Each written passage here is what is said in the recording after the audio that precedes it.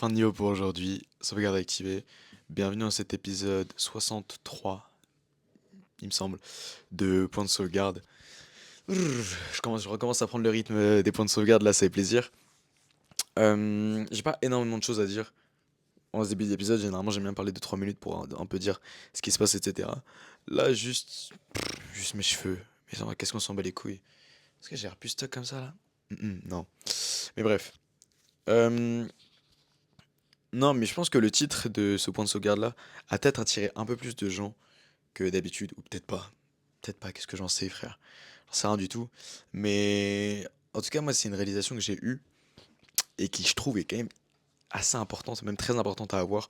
Surtout quand t'es un mec ou même une meuf. Mais tu vois, moi, je parle auprès des mecs parce que je suis un mec. Donc, j'en parle pour les mecs. Et la réalisation que j'ai eue, c'est arrête de parler à une meuf si t'es pas son premier choix. Et là, vous allez me dire que, tu vois, il y en a qui me diront que j'en ai déjà parlé, etc. Mais j'ai un peu détaillé ce que je pense et comment j'en suis venu à cette phrase-là dans ma tête. Et après, tu me diras en commentaire ce que t'en penses. Avant de commencer l'épisode, toujours boire un petit peu d'eau. Là, c'est de l'eau gazeuse. Je déteste ça, mais c'est chargé en minéraux, du coup, c'est bon pour ton corps. Donc, on va en boire. Mais c'est vraiment dégueulasse, les gars. Je sais pas comment vous faites ceux qui boivent de l'eau gazeuse. Donc, avant de commencer l'épisode, bois aussi de l'eau. C'est toujours bon pour toi.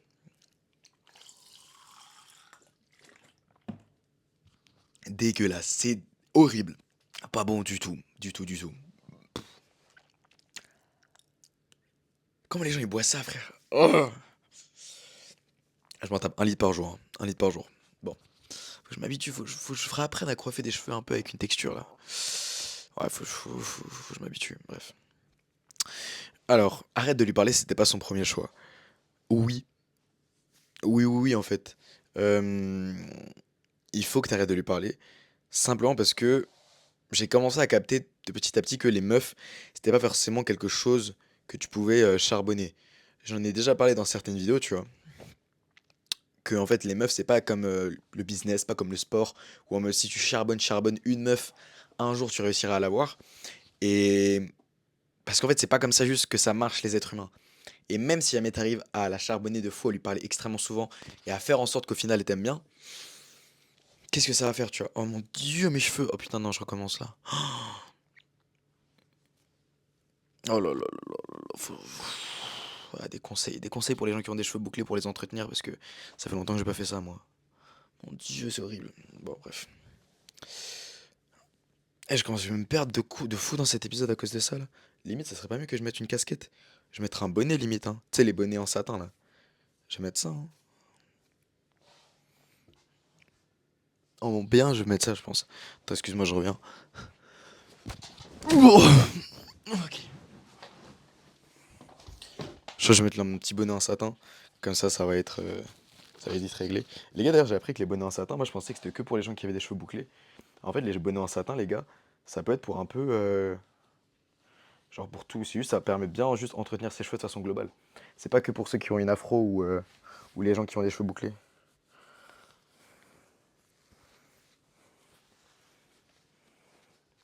Et je pense que j'ai une tête bizarre de con avec, mais en fait, j'ai pas envie de m'occuper de mes cheveux pendant l'épisode. Du coup, ça va me retirer cette charge mentale au moins. Oh, ouais, tout ça. Tout ça. Tu vois, les gens qui vont voir des screens de moi là, comme ça, juste avec un bonnet, ils vont se dire, mais qu'est-ce qui s'est passé? Qu'est-ce qui s'est passé? Robbie, il est devenu noir? Non. Non, non, non. Mais juste, ouais. Du coup, les gars, si jamais vous voulez entretenir vos cheveux et prendre soin de vos cheveux, en vrai de vrai, mettez les bonnets en satin, hein. Genre, c'est bien pour ceux, même qui ont pas les cheveux bouclés. Bien sûr, c'est plus utile pour ceux qui ont les cheveux bouclés, mais c'est pas que réservé à ceux qui ont des beaux cheveux bien bouclés là.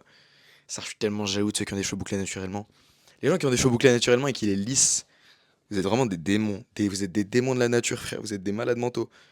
Lissage brésilien, mais nique ta race, frère. Nique ta race. T'as des beaux cheveux bouclés comme ça, tu gâches. Frère, moi j'ai les cheveux tout lisses, j'ai zéro texture. Je dois forcer pour avoir de la texture. Et toi, tu gâches. Trop une dinguerie. Bon, bref. En tout cas, maintenant que ça s'est réglé, on va pouvoir passer à l'épisode. Pour ceux du coup qui s'occupent de mettre les timecodes de l'épisode, je pense que tu peux mettre à partir de maintenant. Ce sera réglé comme ça. Mais bref. En vrai de vrai, j'ai eu cette réalisation de arrête de lui parler si t'es pas son premier choix. Pendant que je parlais avec une meuf, tu vois. La base. Je parlais avec une meuf, et en gros, elle me parlait de. Mais en fait, c'était une meuf avec qui c'était pas très sérieux, tu vois. C'était pas très sérieux, on se disait un petit peu tout. On savait qu'on se plaisait, mais on savait que ça allait aller nulle part aussi. On se parlait, tu vois. Et en gros, elle me parle d'un de ses mecs, ou un de ses ex à l'ancienne à qui elle parlait, avec qui elle avait recommencé à parler. On était genre super ouverts sur le sujet, du coup, on se battait un peu les couilles. Enfin, moi, surtout, je me battais un peu les couilles. Et elle me racontait qu'en gros, c'était un mec à l'ancienne, elle avait tège, et que maintenant, elle a recommencé à lui parler parce qu'il a glow up. Très bien, tu vois. Apparemment, ils ont recommencé à parler, etc. Et après ça, le mec attège la meuf à qui je parlais, tu vois. Et du coup, j'étais, bah, en vrai, GG à lui, tu vois. Goat, genre le mec qui s'est fait tège par la meuf elle revient, le mec il la tège, la boucle est bouclée. Et en gros, après, elle me dit, ouais, mais je crois que je l'aimais. Je crois que je l'aimais, et du coup, je lui ai envoyé un message pour essayer de les récupérer. Et moi, du coup, je lui ai dit, bah, fais voir le message que tu lui as envoyé, tu vois, moi, je suis curieux. Parce que la meuf, c'est pas non plus une grande romantique, tu vois, de base, genre, t'as capté, c'était pas une meuf qui était vraiment branchée à amour et tout. Et du coup, je suis bah, vas-y, fais voir le message que tu lui as envoyé, tu vois, je suis curieux. Elle m'envoie le message, et je lis le message, et gros, il était vraiment, genre, tellement honnête et sincère que, genre, il m'a touché de fou. Dans le message, en gros, elle disait, ouais, pourquoi, en fait, pourquoi est-ce que je t'aime? Et pourquoi est-ce que tu devrais pas me laisser partir? Et pourquoi est-ce qu'on devrait rester ensemble? Elle disait, en gros, ouais, j'aime tout chez toi. Et là, elle le décrivait avec des détails, mais terrifiants. Vraiment, vraiment, tellement, tellement précis. Elle disait, j'aime la face, j'aime tes yeux quand ils sont un petit peu plissés le matin et que t'es encore un peu fatigué. J'aime tes blagues salaces que tu cales à tel moment et que tu crois que ça me fait chier, mais en fait, j'aime bien. J'aime ça chez toi, j'aime ça. J'aime tes sleepy eyes, j'aime tes boucles, j'aime tout chez toi. Et c'était tellement précis que le mec, je l'avais jamais vu, mais j'arrivais à le visualiser. Et c'était tellement chargé en honnêteté que en vrai, moi, ça m'a rendu un peu jaloux limite. Ça m'a rendu jaloux, mais pas forcément peut-être envers la meuf, parce qu'en soi, la meuf, je sais pas si j'ai attribué beaucoup d'importance, mais ça me rendait jaloux envers, genre, j'aurais bien aimé être le mec qui reçoit ça, tu vois. En mode, mais waouh, genre, je pense que les gens qui, je sais pas s'il y a déjà des gens qui ont vécu des situations similaires, s'il y a déjà certains gars là qui m'écoutent, qui ont déjà reçu ce genre de message, ou s'il y a déjà certaines filles qui ont déjà envoyé ce genre de message, mais le message était tellement chargé de d'honnêteté, d'amour et d'authenticité que genre je pense qu'en le voyant, sachant qu'il t'est pas destiné à toi, tu peux pas être autre chose qu'un petit peu jaloux. C'est genre incroyable. Je crois que j'ai jamais lu d'autres messages comme ça de ma vie. Peut-être que c'est que de la forme et qu'au final le fond était peut-être pas aussi profond et aussi intéressant et aussi authentique que ce que je l'ai lu, que ce que j'ai lu. Mais de ce que j'ai lu, si jamais c'était vraiment tapissé du même fond d'honnêteté que j'avais en tête, dans ce cas-là, c'était vraiment à la limite de la poésie, tu vois. C'était vraiment magnifique, frère. C'était incroyable. Et pourquoi est-ce que je parle de ça? Simplement parce que c'est à ce moment-là que j'ai réalisé que, en fait, le fait que cette meuf-là, elle aime à ce point-là un autre mec, bah, vrai, tu me diras, les gens dans les commentaires diront peut-être, ouais, l'histoire, elle est bourbier et tout. J'ai une relation un peu bizarre avec la meuf, frère, cherche pas. Elle habite dans un autre pays, du coup, on se calcule, mais on se calcule pas. Peut-être si elle vient en France, on se verra, bref. C'était un peu galère.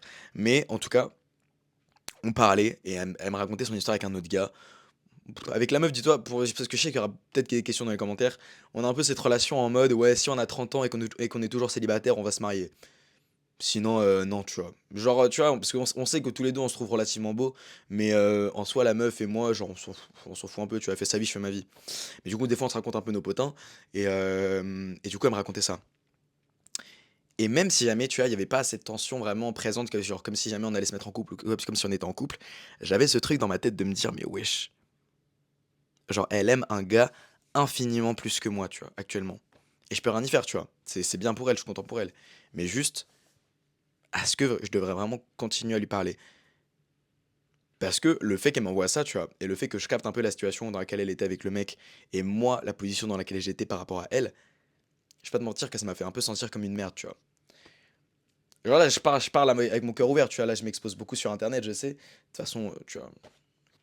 Est-ce qu'on s'en fout? Genre, ça y est, on s'en bat les couilles. Mais genre, ça me faisait vraiment sentir un peu comme une merde. Et en soi, je sais pas si c'est une relation, genre, si c'est genre une réaction assez naturelle, qu'au final, normal, tu as une meuf qui te plaît relativement, elle te montre que genre, il y a un autre mec qu'elle aime infiniment plus que toi. Normal que ça te fasse un peu sentir comme une merde. Et au final, j'aurais pu rester dans cette tricks de ouais, franchement, je m'en bats les couilles, tu vois, je suis en pierre, etc. Mais en fait, par rapport à ça, tu vois, par rapport avec le fait d'être en pierre, etc., quand t'es un mec, en fait, je dirais qu'avant d'être un homme, t'es un être humain, tu vois. Et que les êtres humains, par nature, ils ressentent des émotions qu'ils contrôlent pas forcément tout le temps. L'amour, tu le contrôles pas, la joie, tu la contrôles pas. Et même si on aimerait tous être à genre 100% aux commandes de nos émotions pour pouvoir contrôler à chaque fois ce qu'on ressent, à chaque fois ce qu'on vit, nos expériences amoureuses, amicales, familiales, etc., c'est impossible. On pourra jamais tout contrôler dans notre vie et surtout pas nos émotions. Et donc quand j'ai ressenti ça, tu vois, j'étais en mode, ok, bah je vais juste l'accepter. Genre là, je le ressens, je me sens comme une merde. Je me sens comme une merde, je me sens comme quelqu'un qui est moins aimé qu'une autre personne et par conséquent ça te fait un peu sentir mal aimé, même si c'est pas du tout rationnel, frère, on parle d'émotion, bien évidemment que ça va pas être rationnel, mais en tout cas, le fait de voir que quelqu'un est infiniment plus aimé que toi et que la personne qui aime infiniment plus cette personne et te parle actuellement, mais un peu en résidu, tu vois, en substitut, tu te dis, mais en fait, ouais, j'avoue, je suis un peu une merde, tu vois. Et là, du coup, je parle de ce cas précis là, mais de façon plus globale, je dirais, frérot, que si jamais la meuf ne te voit pas ou ne te parle pas, comme moi, la meuf à qui je parlait du gars qu'elle a saucé de fou par message, arrête de lui parler. Je sais pas si ça sonnait très clair la façon dont je l'ai dit, mais globalement, si jamais la meuf dans sa tête, t'es pas le mec, le meilleur mec avec qui elle puisse être, pour moi, tu devrais arrêter de lui parler. Et c'est pas dans le sens où en mode, genre, actuellement, c'est ce qu'elle a de mieux, mais elle peut avoir plus, du coup, arrête de lui parler en attendant qu'elle trouve plus. C'est en mode, actuellement, si jamais dans les options qu'elle a, t'es pas le numéro un, mais qu'elle a quand même envie de te garder de côté parce que je sais pas, pour avoir de l'attention et tout, selon moi, tu devrais arrêter de lui parler. Parce qu'en fait, c'est con, mais genre, si jamais elle a une meilleure option que toi, t'as un peu sa salope à la meuf. Genre, gros, réfléchis-y en fait.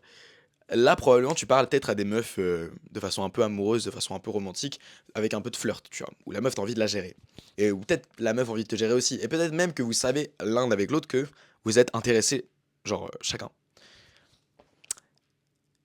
Mais réfléchis à ce que actuellement dans le pool de la meuf, parmi les différents gars avec qui elle parle, parce qu'elle doit très certainement parler avec plusieurs mecs, est ce que t'es sa meilleure option?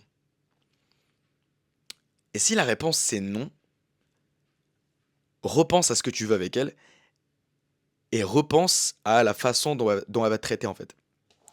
Parce que c'est con, mais en fait, parce qu'en fait, sur si jamais de la meuf t'attends rien de particulier, tu veux juste la baiser et tu t'en bats les couilles de genre des sentiments, tu t'en bats les couilles de ce qu'elle fait, genre de la meuf, si jamais elle t'appelle de temps en temps pour sortir ou je sais pas quoi, comme tu veux.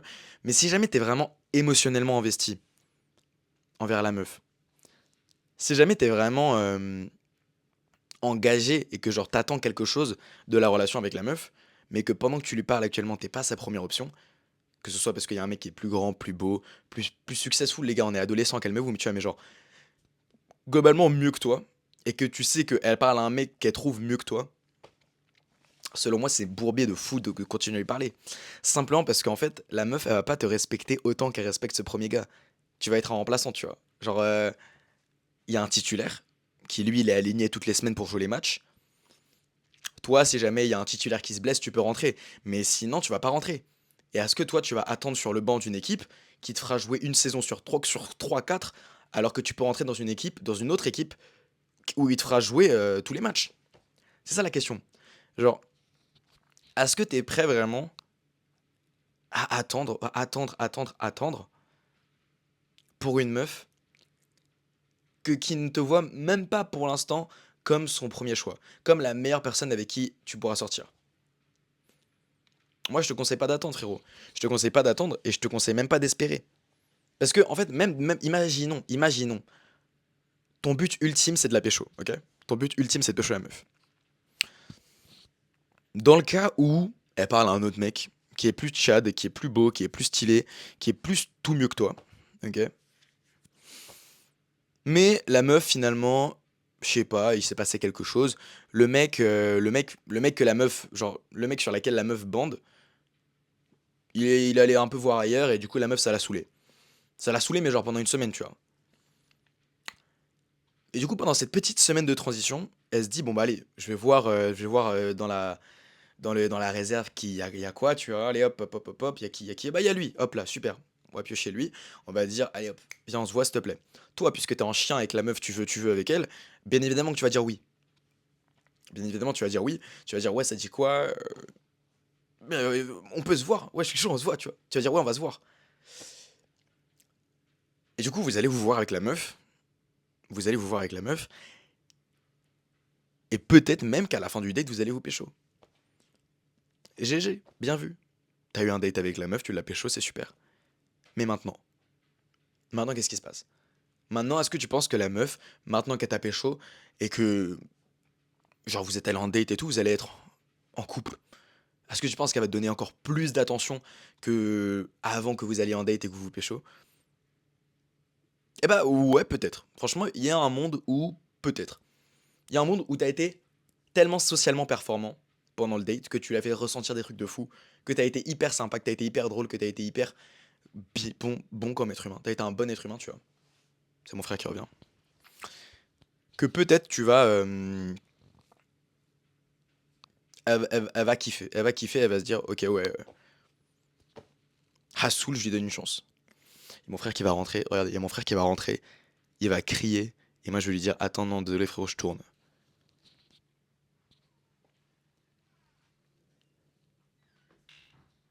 Il va rentrer dans la chambre. On va faire un urbex. Maintenant? Non, mais. Dans pas longtemps. Bah, dans pas longtemps, ça va être dans longtemps. Non, dans pas longtemps. On va faire un urbex. T'es en call là? Non, je suis en train de tourner une vidéo.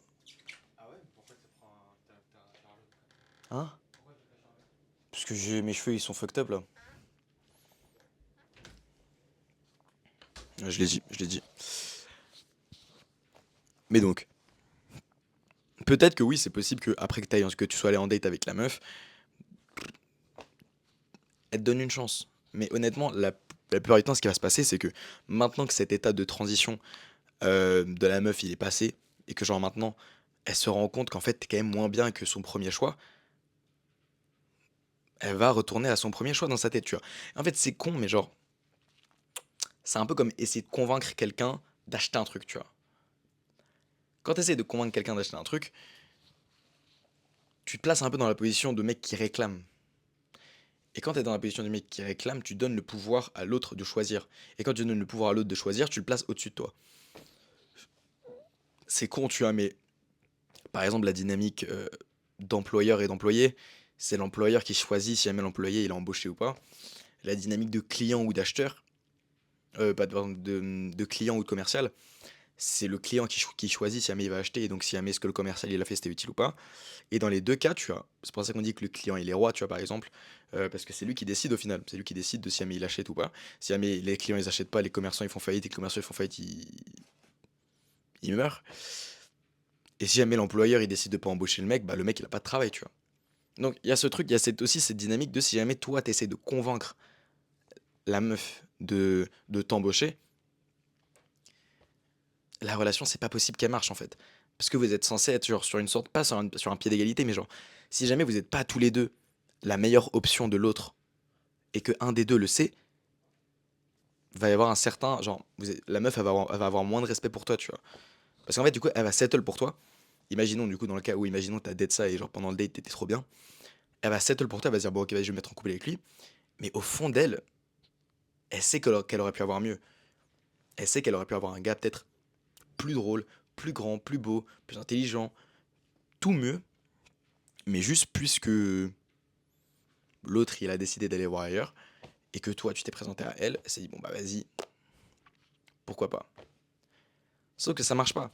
Sauf que ça marche pas sur deux relations en fait. Et ça, j'ai commencé à le capter que même si jamais tu finis par convaincre une meuf de se mettre en couple avec toi, ça va se voir en fait sur la relation. Ça va se voir et ça va rien annoncer de bon. Simplement parce que, bah en fait,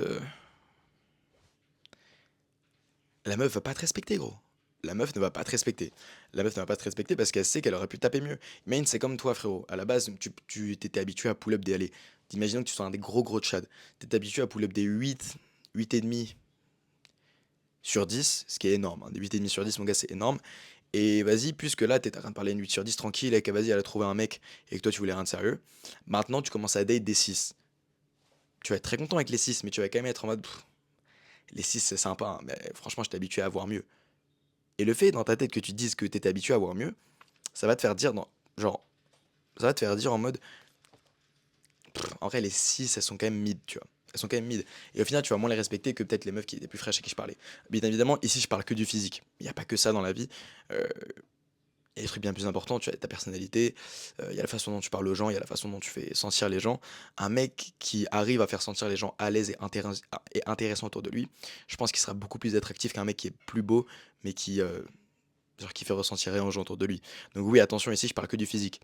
Mais à la base, je voulais vraiment repartir de ce postulat de base qui est de... Je sais pas si on dit ça postulat.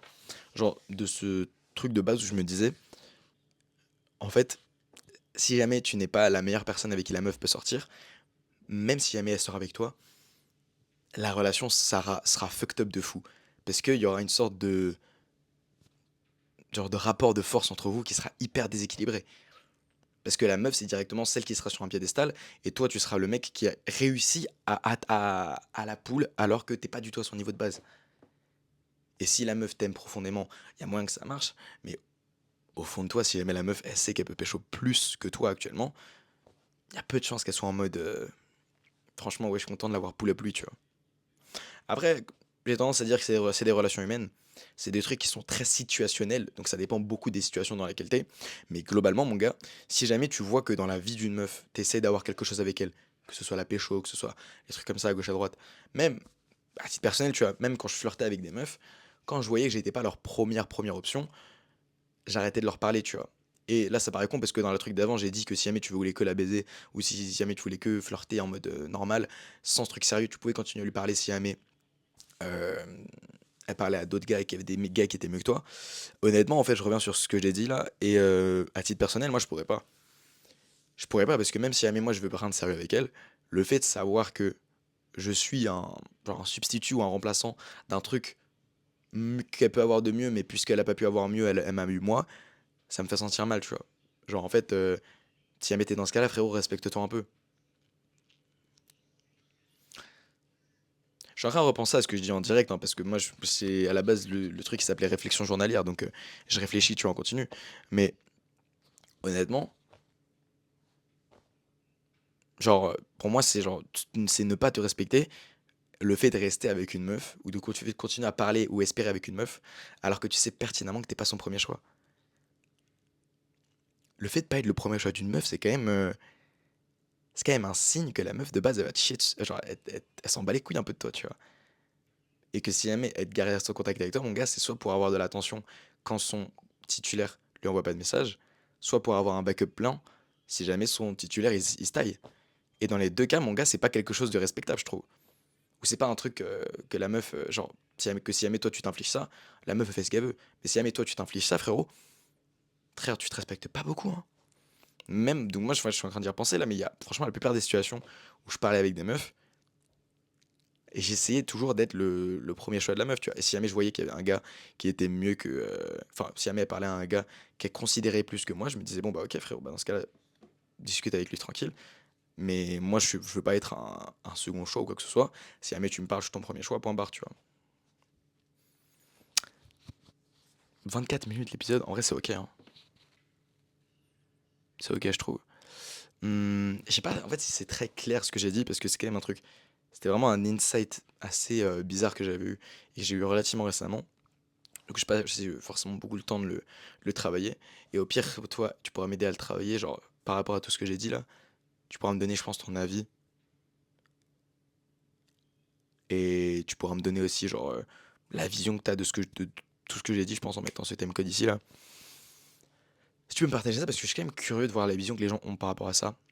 Genre, est-ce que tu devrais continuer à parler à, à une meuf ou à un mec? Si jamais il y a des meufs qui me regardent, parce que je sais que gros, il y a vraiment. Dernier commentaire de ma vidéo, il y a une meuf qui a dit ouais, il dit tout le temps mon gars, mais il y a des filles qui le regardent. Frère, je sais pas qu'il y a des filles qui me regardent. Moi, je parle pour mes gars. Je parle pour mes gars, les filles. Désolé, moi, je calcule pas. Mais non, mais du coup, dis-moi en vrai si t'es d'accord, frérot, avec le fait de genre si jamais t'es pas la première option de la meuf, arrêtez de lui parler en fait. Parce que pour moi, ça me paraît limite logique maintenant. Mais peut-être que pour certains gays, ils sont en mode bah non, en vrai, genre elle parle à des gars qui sont mieux que moi. Tant pis, c'est pas grave, et puis je fais ma vie quoi. Je sais pas si c'est un truc d'ego que j'ai personnellement de me dire que en fait si jamais je suis pas la meilleure option de la meuf, je devrais pas lui parler, tu vois. Peut-être que il y a de l'ego qui rentre en jeu et de me dire bah oui, non, je devrais lui parler. Ou si c'est genre plus de l'estime de soi ou du respect que j'ai envers moi-même et de me dire que bah en fait si jamais je suis pas la meilleure option de la meuf, je devrais pas lui parler. Simplement parce que bah elle va beaucoup moins me respecter que si jamais j'étais sa première option. Je pense que c'est peut-être un peu un mélange de tout ça. Mais en tout cas, je sais que j'ai ce sentiment bizarre quand je suis pas la première option de la personne de me dire, oh, je devrais pas rester ici, tu vois. Je devrais pas rester ici. Peut-être que c'est lié à un trauma de je sais pas quoi, tu vois, mais moi, c'est juste un sentiment personnel que j'ai eu sur la situation. Après, l'inside, j'ai essayé de le décrire comme je le pouvais. Peut-être essayer de le décrire toi dans les commentaires ou de deviner pourquoi. Si jamais t'as déjà, raconte peut-être si jamais t'as déjà été dans une situation similaire où, genre, t'as capté qu'aussi la meuf, t'étais pas sa première option ou t'étais pas, genre, prime, et où tu sentais que t'étais un peu en second choix, comment ça t'a fait sentir, et ce que t'as fait par rapport à ça. Parce que selon moi, rester en sachant que t'es un second choix, vraiment, c'est terrible, quoi. C'est vraiment, t'es sur le banc de touche, t'es dans la réserve, et t'attends comme ça de jouer un match. Tu dis, vas-y, j'attends, je vais jouer mon match. Tu joues jamais, et à un moment donné, ils te font rentrer sur le terrain. Allez hop, on y va, on va jouer sur le terrain et tout. Et après, tu joues pas le match d'après, et tu te dis, non, mais tranquille, j'ai joué le match d'avant. Peut-être que là, dans 2 3 mois, je vais pouvoir rejouer un match. Je vais pouvoir être aligné et tout. Pour moi, ça marche pas comme ça. Donc bref, c'était juste une petite insight que j'avais eu comme ça par rapport au fait d'être le premier choix d'une meuf ou pas. Et puis, euh, et puis voilà. Dis-moi ce que t'en penses en commentaire. Je suis pas trop sûr dessus là, tu vois, parce que j'étais en mode. C'était vraiment une réflexion comme ça que j'avais eue. Mais voilà, voilà. C'était tout pour moi. Non, fin de sauvegarde. Fin de sauvegarde pour aujourd'hui. Oublie pas de t'autoriser à rêver trop grand. Ciao.